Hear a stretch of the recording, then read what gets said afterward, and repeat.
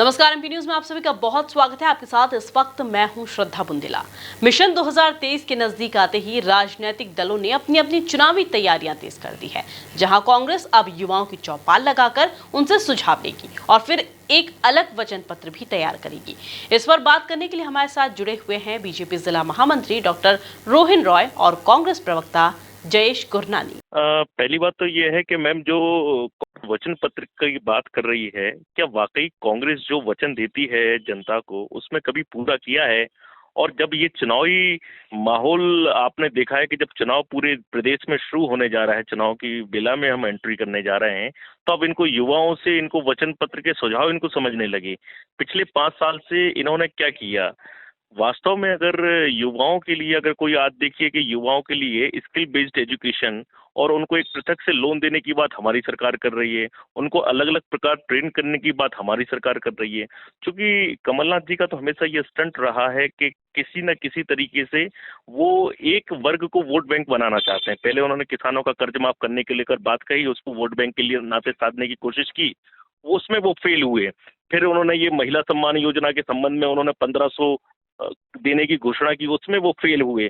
मुझे क्या लगता है ये चुनाव ही केवल इनका एजेंडा है, बाकी इनको ना तो कोई युवा विकास से मतलब है, ना ही कोई युवाओं से मतलब है। देखिए मैम, हम तो ऑल टाइम हमारी पार्टी 5 वर्ष से हर वर्ग के लोगों के लिए सोचती है। मुझे वचन पत्र कहने की आवश्यकता नहीं है, क्योंकि हाल में ही आपने देखा होगा कि किस तरीके से युवाओं को स्किल एजुकेशन में ट्रेन करने के लिए भी स्टाइपेंड के नाते भारतीय जनता पार्टी की सरकार उनको दे रही है। मुझे क्या लगता है ये वचन पत्र नहीं है, ये तो हमारा कमिटमेंट है किसी भी प्रकार से युवाओं को अपलिफ्ट करना।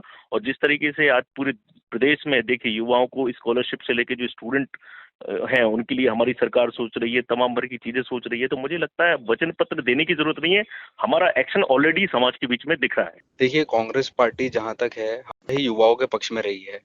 अगर आप पिछली विधानसभा चुनाव में भी देखेंगे तो युवाओं के जो भी सजेशंस थे उनको अपने मैनिफेस्टो में इनकॉर्पोरेट करके मैनिफेस्टो रिलीज किया गया था। और हम मैनिफेस्टो तो क्या, उसे हम वचन पत्र बोलते हैं।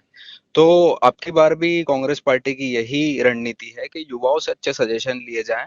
और क्योंकि युवा जो हैं वह नई पीढ़ी के अनुसार जो है वो अपने सजेशन देते हैं, और उनकी जो बात रहती है उसमें एक नया विचार भी रहता है। तो इसी प्रकार से यह जो है कांग्रेस पार्टी ने निर्धारित किया है कि युवाओं से जो है सजेशन लेंगे, और युवाओं को आगे बढ़ाने की जो प्लानिंग है कांग्रेस पार्टी की वह साफ तौर पर दिख रही है। देखिए, भारतीय जनता पार्टी की जहां तक बात है तो उनकी बातों को आजकल तो सीरियसली लेना जनता ने भी छोड़ दिया और कांग्रेस पार्टी ने भी छोड़ दिया। क्योंकि सिर्फ और सिर्फ चुनाव के मद्देनजर और सिर्फ इस प्रकार की बातें करना कि अपना निजी स्वार्थ कैसे पूर्ण हो सके, यही भारतीय जनता पार्टी की शुरू से रणनीति रही है। तो मैं उन बातों को ध्यान नहीं देता हूँ। उनको जितना ध्यान दिया जाएगा वो इस प्रकार की और बातें करते हैं।